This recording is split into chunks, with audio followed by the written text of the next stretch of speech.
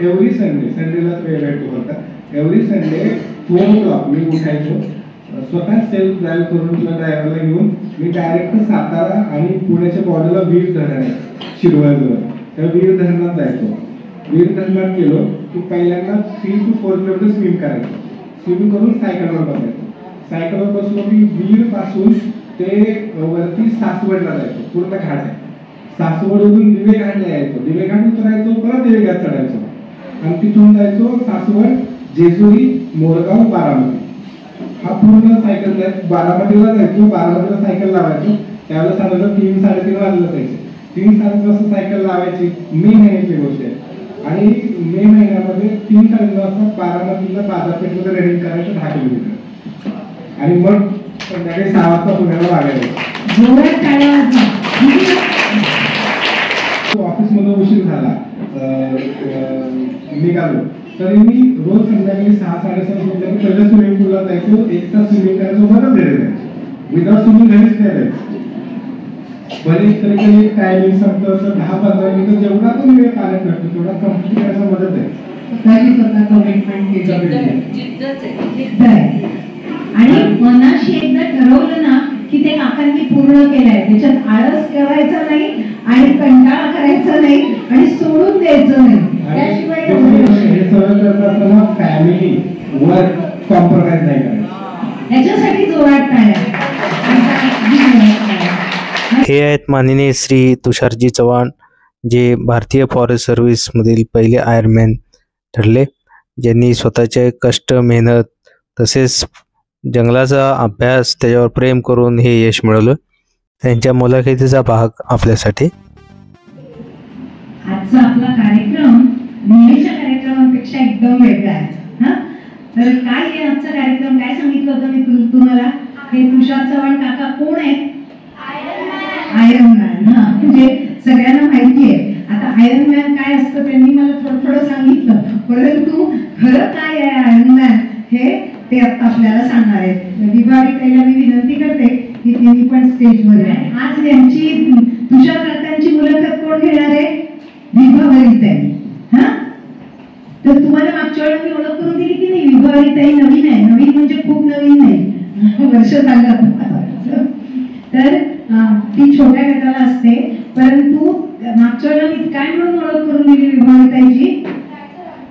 Marathon बनवलं आहे आज. म्हणून मी मुद्दाम तिला असं सांगितलंय की या काकांची ओळख तू आम्हाला करून दे. कारण आता म्हणून मी तिला विनंती करणार आहे की तिने मुलाखतीतनं त्यांचा सगळा प्रवास आतापर्यंतचा उलगडावा म्हणून. तर अनुजदादामुळे काकांची माझी ओळख झाली बरं का. अनुजदादा खरे तर आपण मागे इथे इको मेळा घेतला होता, तो पण अनुजदादांनी आयोजित केला होता. आणि तो तुमच्यासारखा छोटा असताना आमच्या बालरंजनचा विद्यार्थी आहे. तर खूप अगदी म्हणजे तेव्हापासून चळवळ्या असाच अनुज होता. तबलाही छान वाजवायचा. आता ते सोडून त्यांनी तबला बिबला, पण तोही वन्यजीव संरक्षक म्हणून काम करतो आणि अतिशय चांगल्या पद्धतीने बर्ड वॉचिंगला वगैरे पण तो त्यांच्या मुलांना नेलेला आहे. तर अनुजदादामुळे ह्या काकांची ओळख झाली आणि आज आपला हा कार्यक्रम आपण इथे करतोय. तर सगळ्यांनी नेहमी मी काय सांगते की आपल्या सगळ्यांना फिटनेससाठी एक खेळ किंवा काहीतरी फिटनेससाठी केलं पाहिजे आणि मन रमवण्यासाठी एक कला, असं आपल्याला आलं पाहिजे. आणि ते जर जीवन जर आपल्या साथीला असेल तर मग काय होईल? आपलं आयुष्य सुंदर होईल. तर आता काकांनी कसं त्यांचं आयुष्य सुंदर केलंय हे आपण जाणून घेऊया आणि विभावरीला विनंती करते की तुम्ही सुरुवात करावी. पण त्याच्या आधी आपण बालरंजनच्या टाळ्या वाजवून काकांचं स्वागत करायचं. रेडी? 1, 2, 3 स्टार्ट.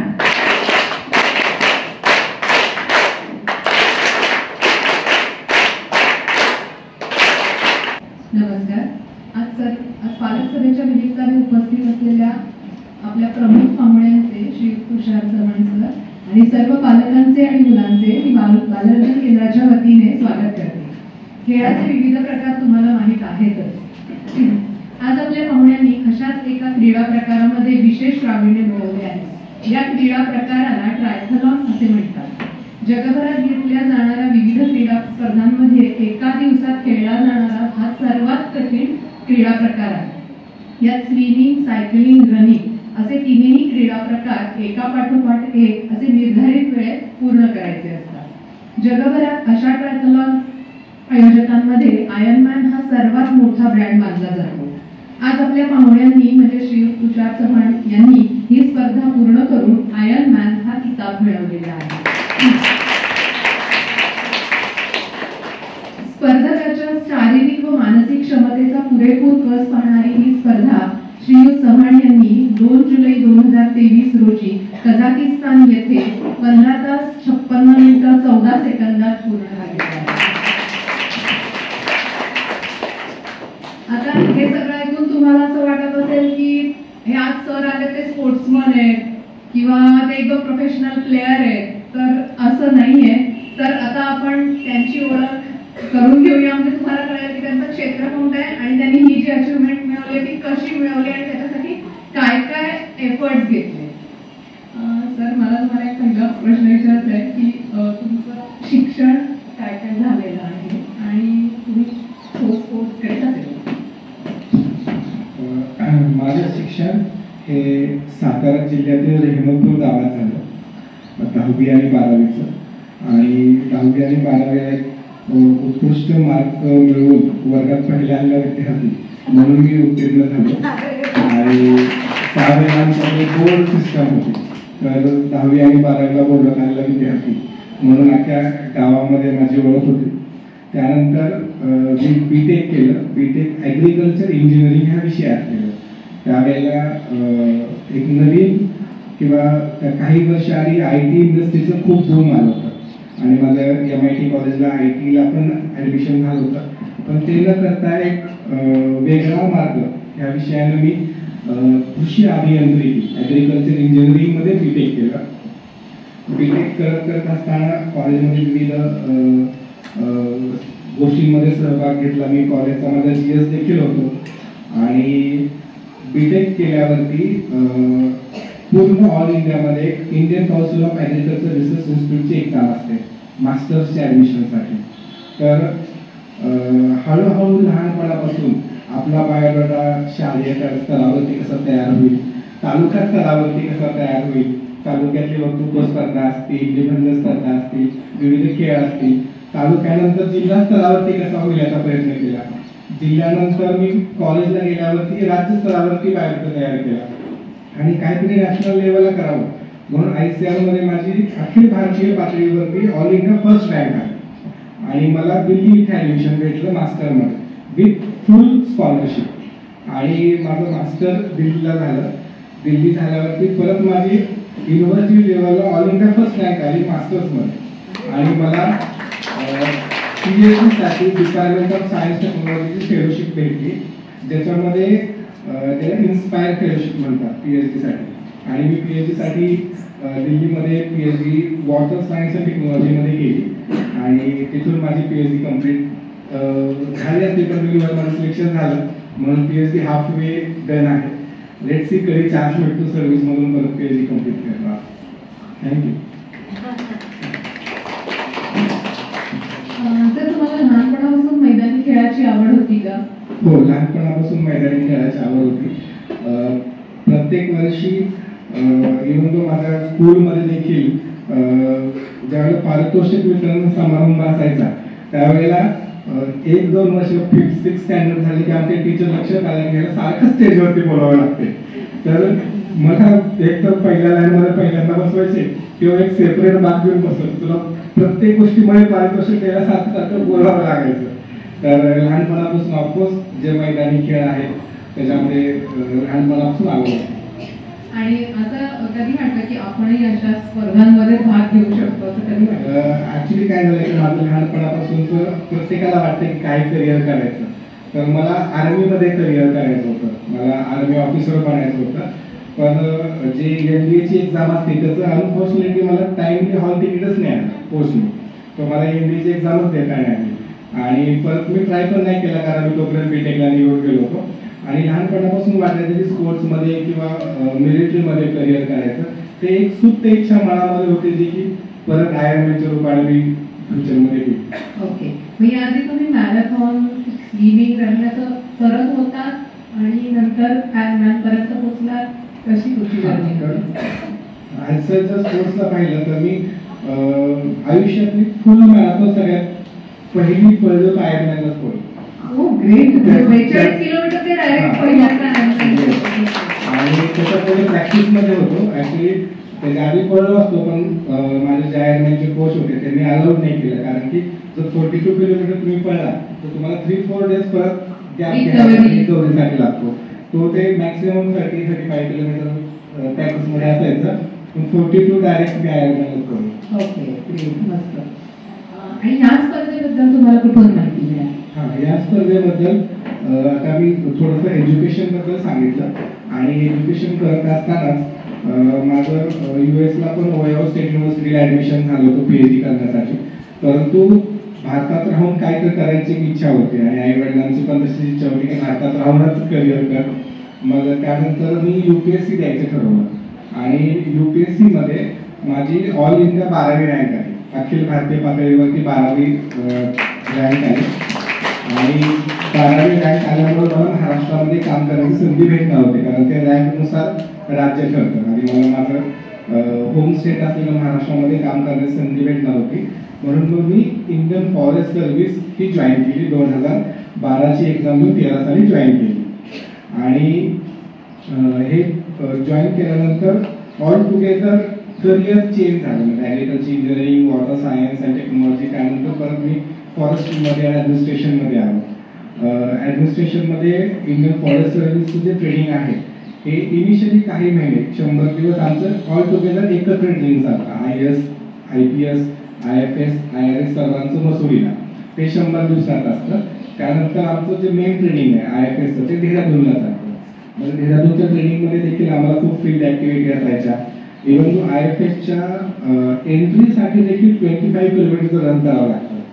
जे 25 किलोमीटर रन 4 आवर्समध्ये कम्प्लीट करतील त्यांनाच फक्त IFSला एलिजिबिलिटी आहे. तर फिटनेस तर बेसिकली पहिल्यापासूनच आहे. आणि ज्यावेळेला करिअर सुरू झालं त्यावेळेला असं वाटतं की मोनोटोनस होऊन जाते. 4, 5, 7, 8 वर्ष गेली की काहीतरी नवीन पाहिजे, काहीतरी चॅलेंज पाहिजे. तर एक कृष्णप्रकाश नावाचे IPS आहेत, जर तुम्हाला माहिती असेल ते पिंपरी चिंचवडला कमिशनर देखील होते, तर ते माझे मित्र आहे. मग तेही सगळ्यात पहिल्यांदा इंडियन पोलीस सर्व्हिसमध्ये IPS मध्ये पहिले आयर्नमॅन बनले होते भारतामध्ये. मग त्यांच्याकडून इन्स्पिरेशन घेतलं. माझ्या बायकोचं सायन्सचं पण ह्याच्यामध्ये इन्स्पिरेशन करण्यामध्ये हात आहे. आणि काहीतरी युनिक करण्यासाठी मग फर्स्ट IFS आयर्नमॅन बनण्यासाठी मी प्रवास सुरू केला. साधारणतः 7-8 महिने प्रॅक्टिस केली आणि मग इव्हेंट केला. आणि ही स्पर्धा भारतामध्ये होते का? ही स्पर्धा फुल आयर्नमॅन स्पर्धा भारतामध्ये होत नाही. ही इंटरनॅशनल वेगवेगळ्या खंडांमध्ये, वेगवेगळ्या देशामध्ये वेगवेगळ्या टाइमला होते. आणि ही जी स्पर्धा मी स्वतः कझाकिस्तानमध्ये केली. भारतामध्ये 70.3 म्हणजे हा आयर्नमॅनचा इव्हेंट आहे गोवाला तो होतो, परंतु फुल इव्हेंट हा परदेशातच होतो, भारतात नाही होत. कोणाही करायचं तर कधी परदेशात जाऊन करावी लागते. या स्पर्धेच्या तयारीत म्हणजे कसा सराव केला तुम्ही या स्पर्धेसाठी? या स्पर्धेसाठी तीन वेगवेगळे खेळ आहेत. पहिला जो खेळ आहे तो स्विमिंगचा आहे. आणि स्विमिंग ज्यांनी केले त्यांना माहिती आहे, स्विमिंग हा पूर्ण गेम स्किल्स आहे. तर याच्या पहिले मी नदी नाल्यामध्ये स्विमिंग केली खेडेगावामध्ये असल्यामुळे. तर स्विमिंगचा मला प्रॅक्टिस होती, परंतु प्रोफेशनल स्विमर मी नव्हतो. मग साधारणतः 5 to 6 months स्ट्रोक करेक्शन पासून ते सर्व माझे टॅगला कोच आहेत सौरभ देशपांडे नावाचे. सौरभ सरांकडे माझं पूर्ण एक 7-8 महिने कोचिंग चाललं, ज्याच्यामध्ये फ्री स्टाईल जो प्रॉपर स्ट्रोक आहे तो अगदी इव्हेंटचे 15 दिवस पहिलेपर्यंत फक्त माझं स्ट्रोक करेक्शन चाललं. म्हणजे आय वॉज की आता स्ट्रोक करेक्शन करायचं, डायरेक्ट इव्हेंट करायचा, इथपर्यंत काठोकाठ गोष्टी होत्या. स्विमिंगची वेगळी प्रॅक्टिस केली. सायकलिंग हळूहळू सुरुवात केली. सुरुवातीला हायब्रिड बाईकवरती सुरुवात केली. मग हळूहळू असं कळलं की तुम्हाला रोड बाईकच लागेल. रोड बाईक हा रेसिंगचा प्रकार आहे. मग रोड बाईक घेऊन प्रॅक्टिस सुरू केली सायकलिंगची. हळूहळू 10 किलोमीटर, 20 किलोमीटर, 30 किलोमीटर, 50, 60, 70, 100, 120, 150, 160 किलोमीटर पर्यंत मॅक्सिमम केलं. पण 180 पहिल्यांदा मी कझाकिस्तानलाच केलं. आणि सेम विथ रनिंग पण 5-10 किलोमीटरपासून सुरुवात केली, हळूहळू 21 किलोमीटरच्या बऱ्याच मॅरेथॉन होतात पुण्यामध्ये, त्या पळालो. मग टाटा अल्ट्रा मॅरेथॉन असते लोणावळ्याला, ती पळालो 35 किलोमीटरची, आणि हळूहळू स्टॅमिना आणि इंड्युरन्स वाढवत गेलो. या स्पर्धेसाठी कझाकिस्तान देश निवडावा असं का वाटलं तुम्हाला? कझाकिस्तान निवडण्यापाठीमागं 2 महत्वाची कारण आहे. पहिलं कारण आहे की इकॉनॉमिकल. इतर कंट्रीज ज्या आहेत त्या तेवढ्याच कॉस्ट इफेक्टिव्ह नाही आहेत, रेसिडेन्स आणि फूडवरती जास्त खर्च होतो. कझाक कंपॅरेटिव्हली चीप आहे, पहिली गोष्ट. दुसरी गोष्ट, कझाकिस्तानचा जो वॉटर सोर्स आहे तो नदी आहे, नदीमध्ये पोहणे आहे. कारण ह्याच्या पहिले मी तरी ओशनमध्ये स्विम नव्हतं केलं, तर नदी वॉज कॉन्व्हर्सन टू मी, म्हणून नदीचा कोर्स असल्यामुळे मी नदीचा कोर्स चूज केला. आणि थर्ड, जो सायकलिंगचा कॉम्पोनंट होता, त्या सायकलिंगच्या कॉम्पोनंटमध्ये पूर्ण हायवेला सायकल होती, म्हणजे हिल्स वरती नव्हती, पूर्ण प्लेन लँड होती, एलिव्हेशन कमी होतं, म्हणून कझाकिस्तान चूज केला. शासकीय नोकरी, फॅमिली, हे सगळं सांभाळून सरावासाठी तुम्ही वेळ कसा काढला? सगळ्यात पहिलं तर सगळा जो कुटुंब बोलला की कुटुंबामध्ये सगळ्यात मेन आहे की बायको सपोर्ट तुम्हाला फॅमिलीचा कसा? आणि माझी बायकोच माझं प्रेरणास्थान असल्यामुळं तिने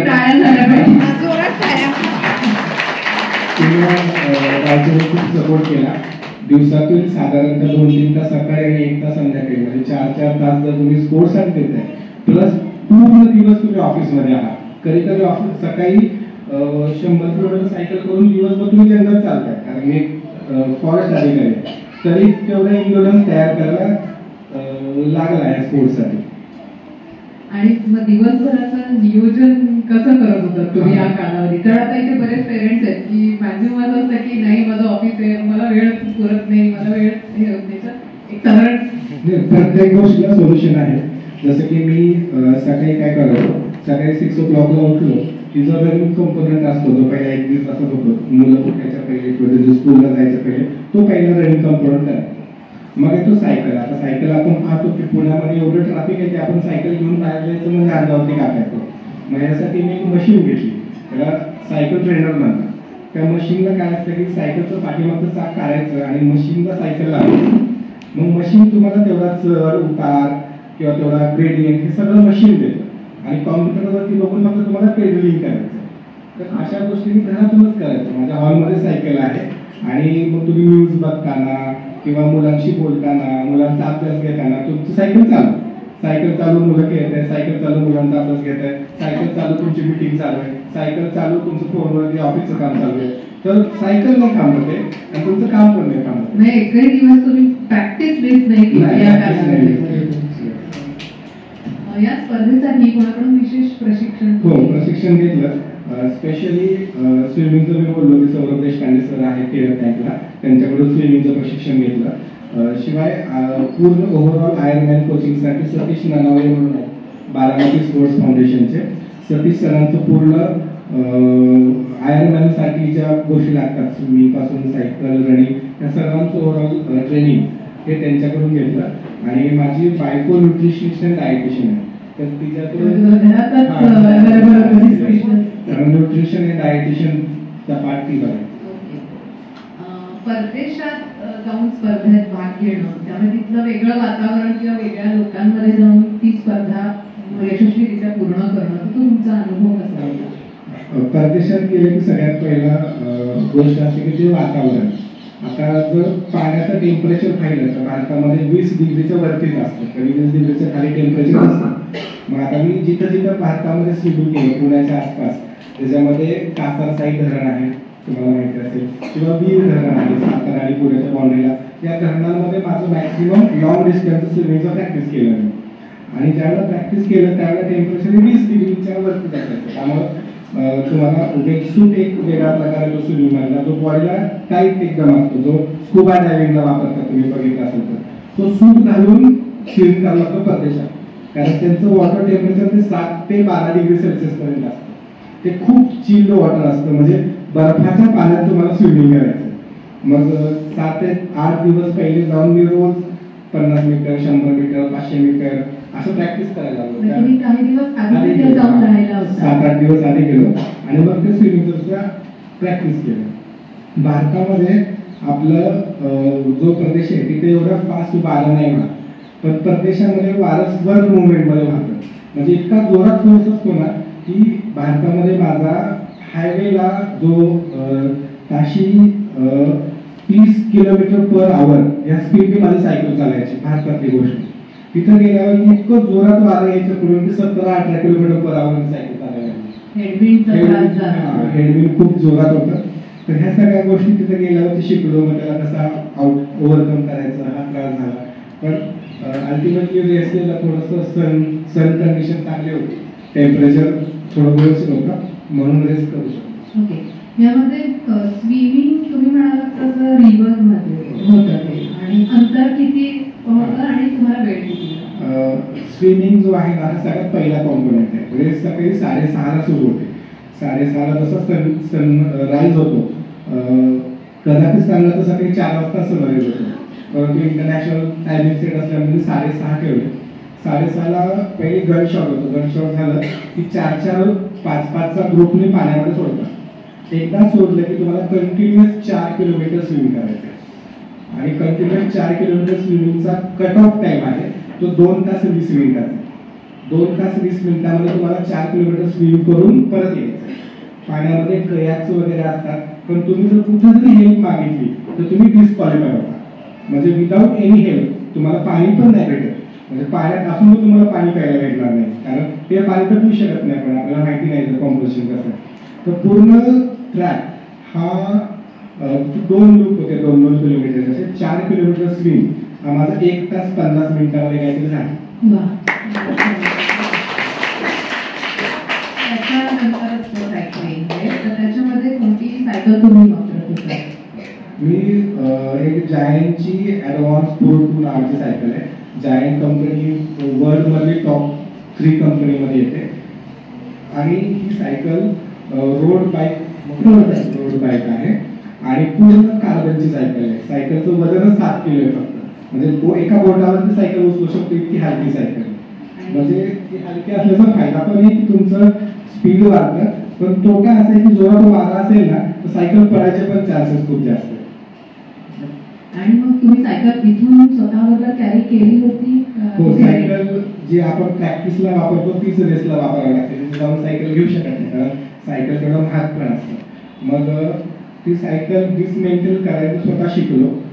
ती एका बॅगमध्ये भरली, तीच बॅग ट्रान्सपोर्ट केली कझाकिस्तानपर्यंत, आणि त्याच्यामध्ये फ्लाईट चेंज करायची होती दुबईमध्ये. मग दुबईमध्ये दुसऱ्या फ्लाईटमध्ये ते घेतली, मग दुसऱ्या फ्लाईटमधून कझाकिस्तानमध्ये गेलो. तिथं जाऊन परत जोडली सगळी सायकल आणि मग ती वापरली. ते ट्रेनिंग पण घेतलं होतं की असेंबल? आता मी एक अधिकारी आहे म्हणून मला पंक्चर काढता येत नाही, स्किल नाही रेसमध्ये. की राईड दरम्यान काही पंक्चर किंवा अशा दुसरे काही समस्यांना तोंड द्यावं लागलं? असं होतं बऱ्याच प्रॅक्टिस. 180 किलोमीटर तुमची राईड. बऱ्याच प्रॅक्टिस राईडमध्ये झाले माझे पंक्चर 1-2 वेळा, परंतु सुदैवाने रेसमध्ये नाही झाला पंक्चर. रेसमध्ये माझी सायकल होती ती पूर्ण ट्यूबलेस आहे, म्हणजे छोटा पंक्चर झाला तर ते लिक्विड मॅच करतं, पण मोठा पंक्चर झाला तर मग काय रिप्लेस करण्याशिवाय पर्याय नाही. पण रेसमध्ये काय आहे नाही. म्हणजे ही जी रेस आहे ही पूर्ण रेस सोलो रेस आहे, म्हणजे तुम्हाला कुणीही बाहेरचा व्यक्ती मदत नाही करू शकत. स्विमिंगमध्ये पण नाही, सायकलमध्ये पण नाही, रनिंगमध्ये पण नाही. आणि तुमचं जे फूड आहे ते तुम्हाला स्वतः कॅरी करावं लागतं किंवा काउंटरवरती ठेवलेलं असतं. सायकलिंगमध्ये साधारणतः 20 किलोमीटरचा एक स्टॉल लावलेला असतो, त्याच्यामध्ये पाण्याच्या बॉटल, ज्यूसच्या बॉटल अशा ठेवलेल्या असतात. पण तुम्हाला थोडा वेळच नाही खाली उतरून ते घ्यायला. मग तुम्ही सायकल चालवत असताना थोडंसं करून एखादी बॉटल उचलायची, परत सायकल लावायची, चालू करायची. कारण क्लिप्स तुम्ही वापरल्या? क्लिप्स विषयी सांगाल का थोडं? क्लिप्स असा एक प्रकार आहे की आपण जेव्हा सायकल चालवतो, नॉर्मल सायकल चालवतो तर आपण फक्त पुश करतो आणि परत येताना पाय असाच ओढला जातो, त्याला पुल नाही होत. आपण जर बघितलं पुश आणि फक्त रिलॅक्स पाय वरती येतो. तर क्लिप हे पायाच्या बॉलमध्ये एक क्लिप असते, ती क्लिप तुमच्या पेडलला अटॅच होते. असं तिरकं करून लावली की ती पेडलला अटॅच होते. मग तुमचा पाय आणि सायकलचं पेडल हे एक जीव होतं. मग तुम्ही पुश पण करू शकता आणि पुल पण करू शकता. पुश पुल या दोन्ही मुवमेंट असतात. मग ते क्लिप्स लावलं की तुमचं स्पीड वाढतं. आणि क्लिप्स लावायच्या आणि काढायचा प्रकार आहे. क्लिप्स लावल्यानंतर साधारण 8-15 दिवस लागतात त्याची सवय करायला. कारण की एखादं जर मध्ये कोण आलं तर ते क्लिप्स काढून उतरेपर्यंत एवढा वेळच नसतो आपल्याला. मग माझं पण असं मी एकदा कराड टू कोल्हापूर तयारी करतो तो सायकलवरती. कोल्हापूरवरून मागं कराडमध्ये आलो आणि कराडमध्ये खूप ट्रॅफिक जाम होतं आणि माझी क्लिप्सच निघाली नाही. मी आहे असं आता खाली पडलो. मग इथं सगळं ब्लिडिंग वगैरे झालं. मग ते क्लिप्सची पण सवय करावं लागते कारण रेसमध्ये क्लिप्स शिवाय स्पीड पडणार नाही. ते अंतर 180 किलोमीटर होतं. त्याला तुम्हाला किती वेळ लागला होता? 7 तास 20 मिनिटं काहीतरी लागलं. 8.5 तासामध्ये साधारण कंप्लीट करायचं असतं सायकल. मला 7 तास 20 मिनिटं लागले. म्हणजे ऍक्च्युली माझं प्लॅनिंग प्रमाणे 6:30 मध्ये व्हायला पाहिजे होतं, पण हेड विंड खूप हाय होतं. एकदम कोल्ड वारं सगळं तुमच्या अंगावर येत असतं आणि वरून ऊन असतं. ऊन, कोल्ड वारं, तुमची बॉडी हीट आणि तुम्ही सायकल चालवताय आणि 180 किलोमीटरला जेवढा वेळ लागतो तेवढा वेळ सायकलवर उतरायचा पण नाही. उतरलं की 2 मिनिटं 3 मिनिटं लॉस होतं आणि तेवढा लॉस नाही सहन करू शकत. पण 180 किलोमीटर मी जेवढा बसलो सायकलवरती कंप्लीट केल्यावरच उतरलो.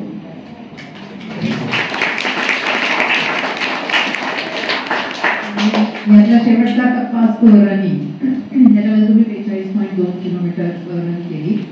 तर याच्यामध्ये हे सगळं करून झाल्यानंतर म्हणजे पहिलं स्विमिंग 3.8 किलोमीटर, सायकलिंग 180 किलोमीटर, हे करून उतरल्यानंतर आता 42 किलोमीटर रनिंगला सुरुवात करायची तेव्हा तुम्ही स्वतःला कसं बूस्ट केलं?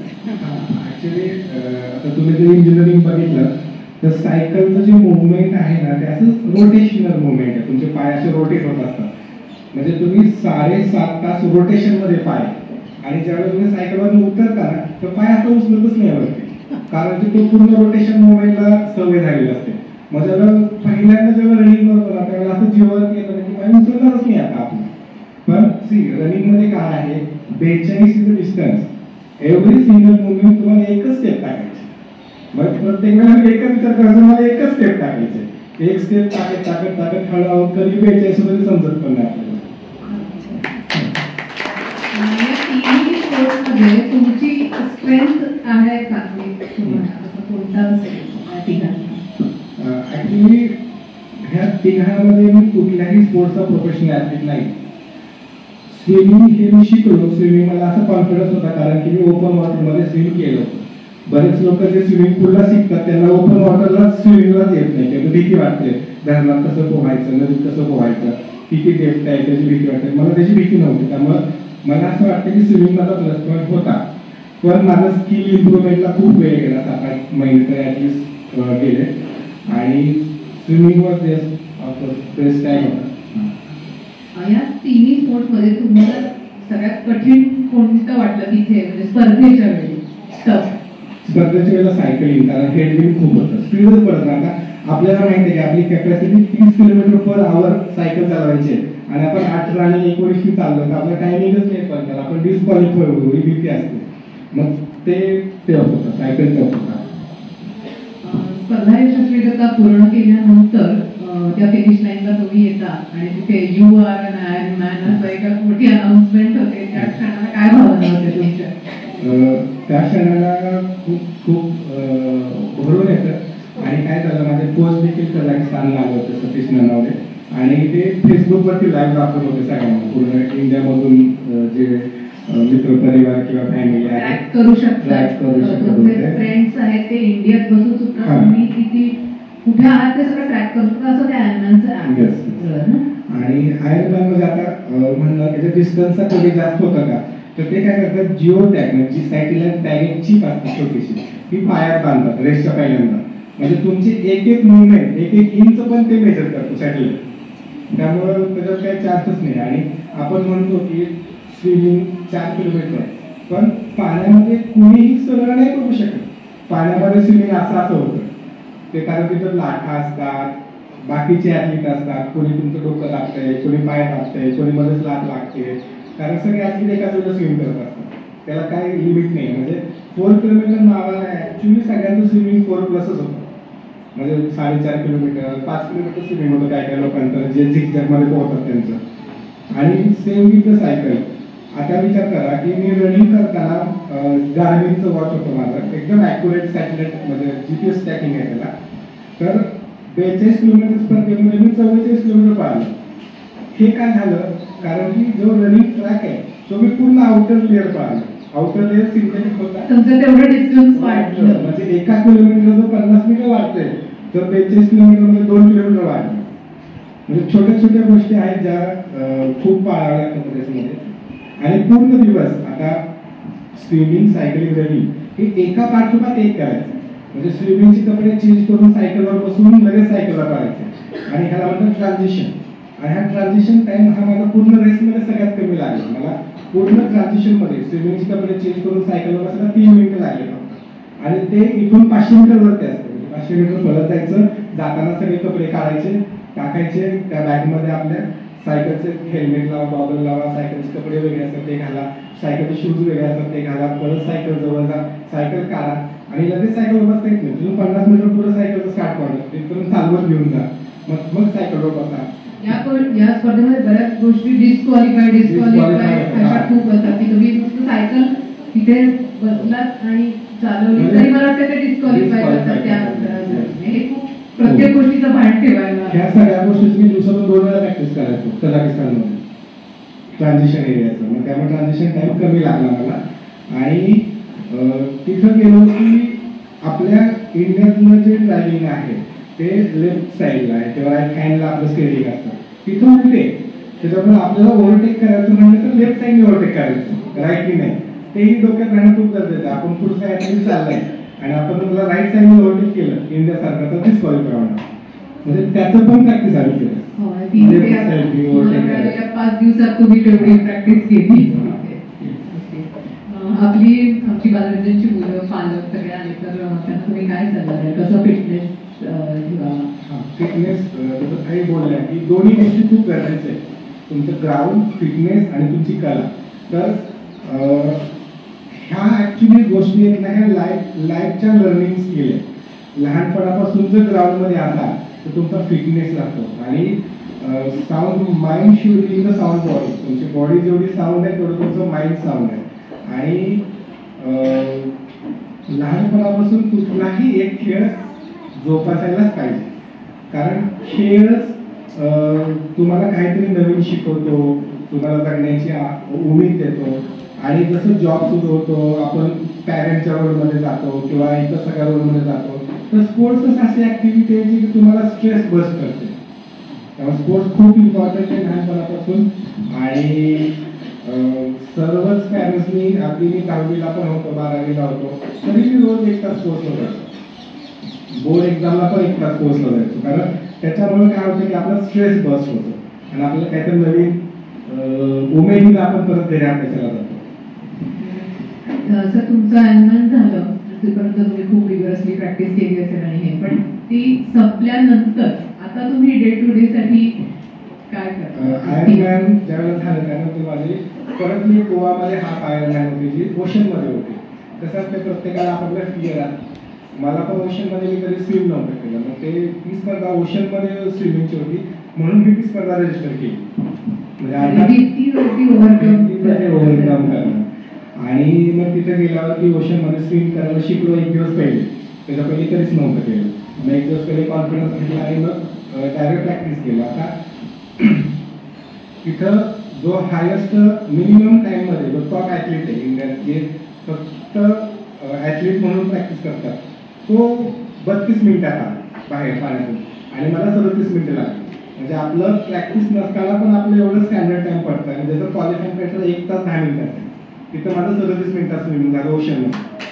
म्हणजे बिगेस्ट फिअर तुम्हाला ओव्हरलोड करून अचिव्हमेंट करता यायला पाहिजे, हे आयर्नमॅन शिकवतो. याच्यानंतर तुम्ही वेगवेगळ्या अजून बऱ्याच अचिव्हमेंट. याच्यानंतर अजून एक रेस होते सायकलिंग वाली. पुण्यापासून गोवापर्यंत सायकलची रेस होते. तर ती त्या रेसचं नाव आहे डेक्कन क्लिफ हँगर. तर त्या डेक्कन क्लिफ हँगर आम्ही रिलेमध्ये केला आम्ही आणि त्याच्यामध्ये आमचं पोडियम फिनिश झालं. आमचं फर्स्ट रँक आहे त्या रेसमध्ये.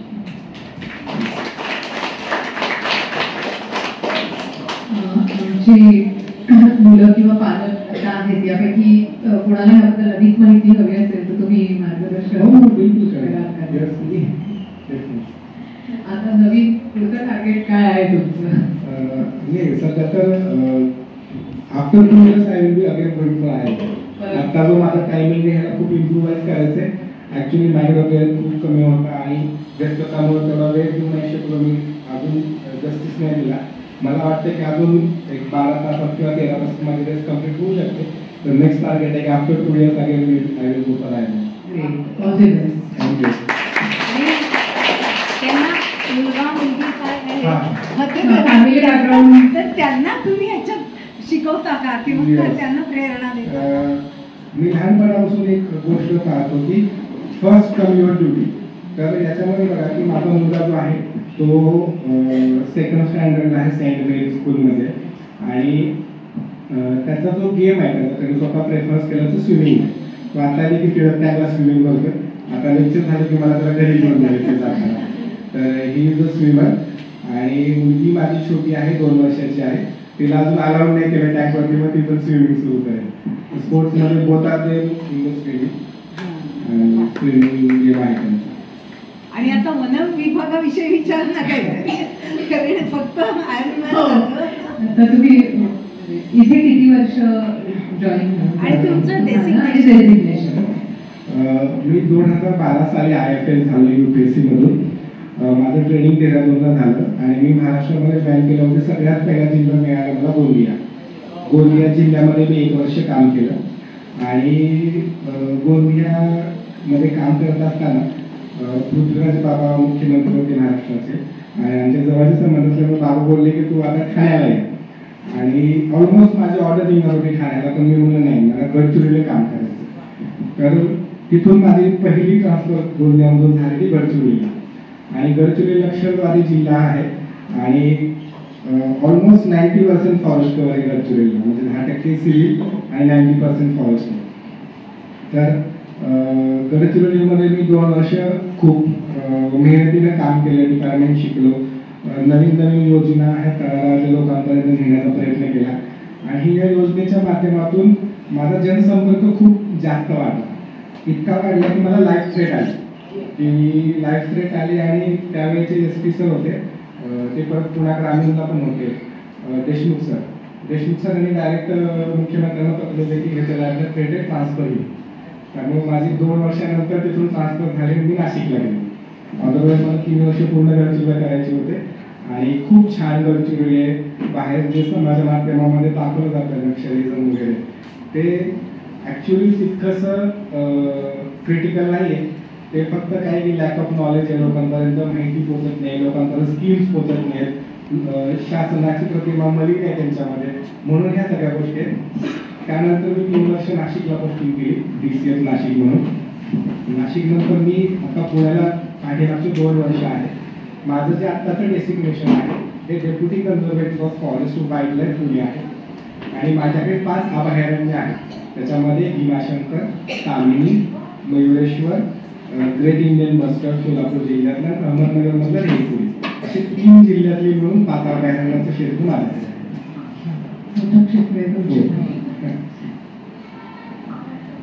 असं तो वेळात वेळ काढून इथे आमच्या पालक घेण्यामध्ये आलात आणि आम्हाला एवढं मुलाचं मार्गदर्शन केलं तर पालक नक्कीच प्रेरणा घेतील, मुलं तर नक्कीच घेतील आणि एकतरी स्पोर्ट्स सुरू करतील याने.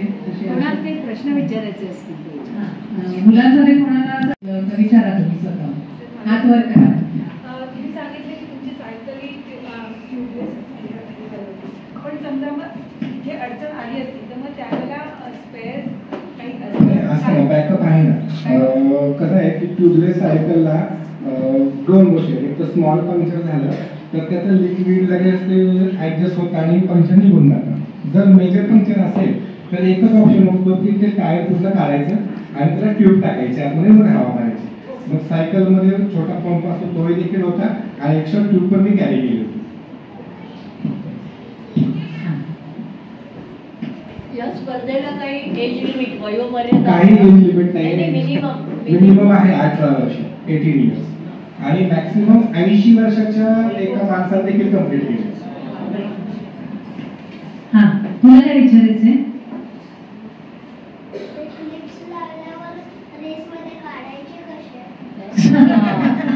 क्लिप्सचं प्रॅक्टिस नाही का, मी पहिला माझ्या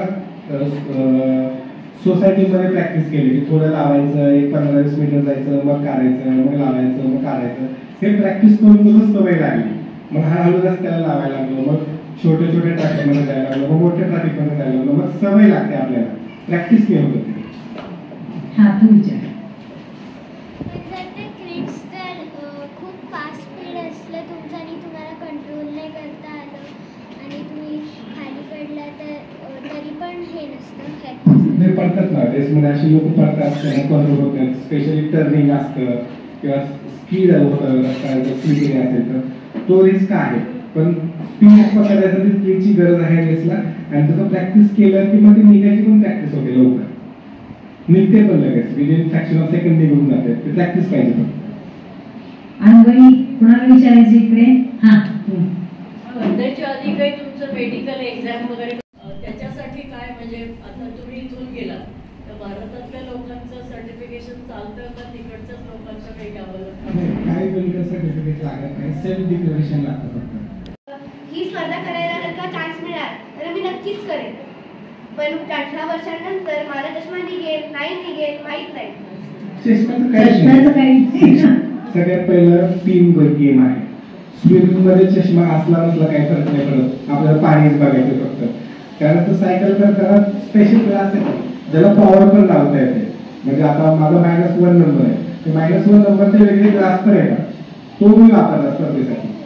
आणि रनिंगला पण सेम, तुम्ही स्पोर्ट्सचे गॉगल विथ पॉवर वापरू शकता, काय प्रॉब्लेम. हा ते खूप वेळा होते, दरवर्षी असते. म्हणाला की जसं स्किड झाली, सायकल स्किड झाली तर पडलं तर परत किंवा तुम्ही पडताय आणि तुम्हाला एक स्पेसिफिक ह्याच्यामध्ये करायचं आहे, तर तुम्हाला माहिती की आपण करू शकणार आहोत, तर एक मध्ये 5 मिनिटं फक्त पाण्यात नाही ना, पाण्यात पॉसिबलच नाही. आणि पाण्यात तुम्हाला किती म्हणजे मासे किंवा ह्याच्यात किती नाही, काय झालं की कझाकिस्तानमध्ये आधी असं वाटलं, आम्ही प्रॅक्टिस करायचे की असं वाटलं की अपस्ट्रीमला रिव्हरचं ताकद जास्त आहे. आम्ही जेव्हा स्विमिंग करायला गेलो तर पाणी सगळं घुसळलं गेलं. इट इज लाईक ताक कसं बनतं, कारण सगळे स्पर्धक पाण्यातच आहे, मग पाणी कसंही शिवायला लागलं, त्यामुळे कुठल्याच बाजूला ऍडव्हान्टेज नाही भेटत. तर ते आहे गोष्ट. आणि एका वेळेला किती स्पर्धक भाग घेऊ शकतात? 1000 त्याच्यापेक्षा जास्त. एकाच वेळी सगळे पाण्यात असतात. कुणाचा पाय लागतोय, कुणाचा हात लागतोय, कुणाला दाबते, पुढे जाते, त्याचं पण प्रॅक्टिस करावं लागतं. नाही, पाण्यात तुम्हाला माहिती आहे काय झालं, एकदा गेला की नाहीच पडायचं. त्याच्यासाठी तुम्हाला वेगळं कप मिळतं का नुसतं मेडल? कप मिळतं, काय मिळतं? मेडल भेटतं, मेडल असतं, खूप छान मेडल, एवढं मोठं मेडल असतं ते, आणि ते भेटतं.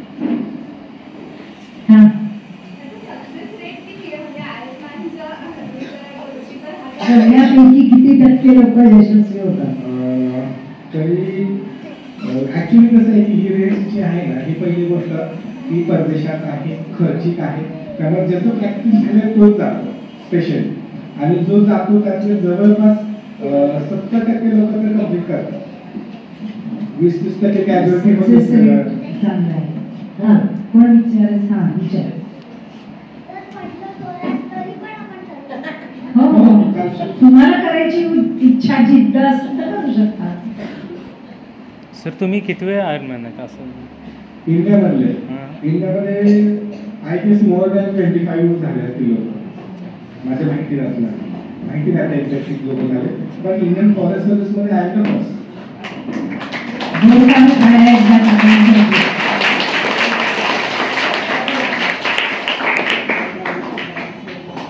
तर इतक्या विचार 180 किलोमीटर क्लिअर रोड पाहिजे आणि थोडं चांगल्या क्वालिटीचं पाणी पाहिजे स्विम करायला.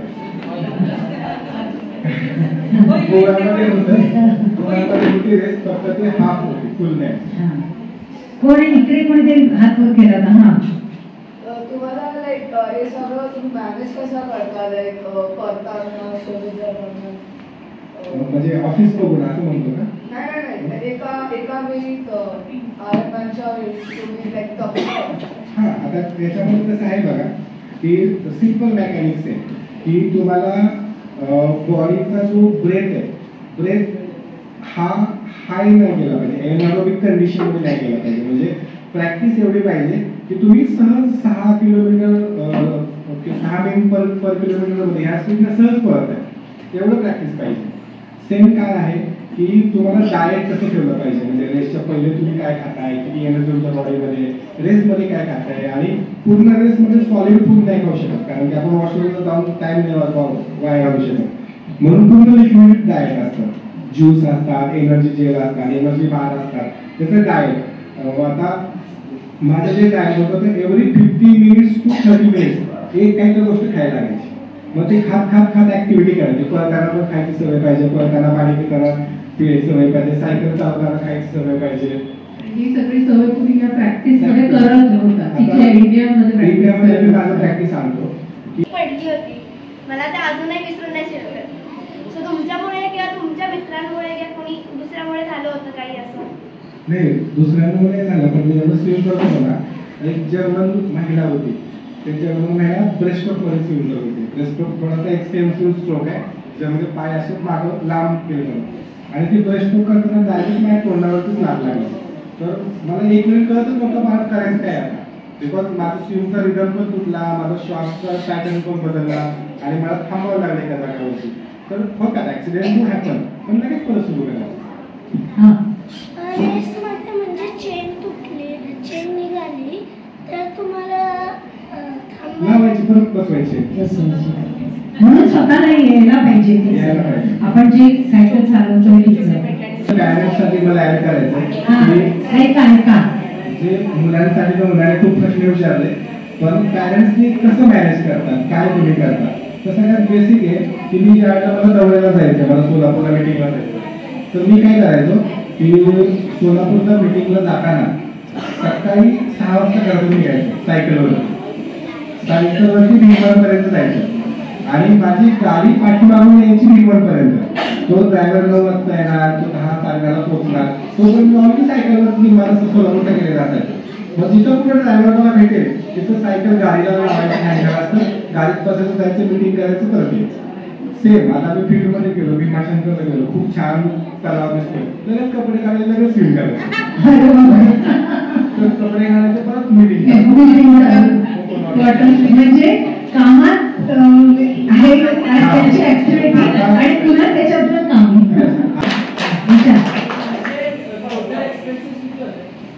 टोटल एक्सपेन्सेस जर सगळं फीज वगैरे जर सगळं पकडलं तर फीजचे साधारणतः 4-5 लाख आणि तिथले 2-1 लागले, 7-8 लाख तरी कमीत कमी लागले.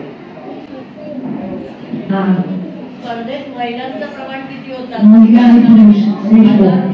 महिला असतात, महिलांची सेपरेट कॅटेगरी पण असते या अवॉर्डसाठी, तर साधारणतः 20% तर महिला असते.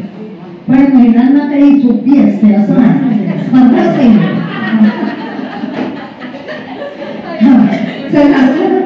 आता काही आभार माने, मग कोणाला काही विचारायचं असेल तर 5-10 मिनिटं काय हो नक्की. तर मी रुपाली ताईला आभार मानायचं.